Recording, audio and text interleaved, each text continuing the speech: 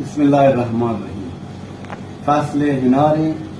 در یک کلیپ کوتاه خدمت شما عرض می‌کنیم که هنار فواید خیلی زیاده، من جمله خونساز برای تقویت قلب خیلی مفید و عالی و کسانی که حجامت بکنن قبل و بعد حجامت هنار استفاده بکنن چون بدنش ضعف مکنه و هنار این دانه‌هایی که هستن شهرش به جای خیلی جویده ببن که چون این دانه انتا یه سری روغن ها هسته، این روغن برای شادابی و لطافت پوست خیلی عالیه و همچنین برای مو هم خیلی مفیده، مو ریشه محکمه بیده و این لایه که در یه هنار گندگیه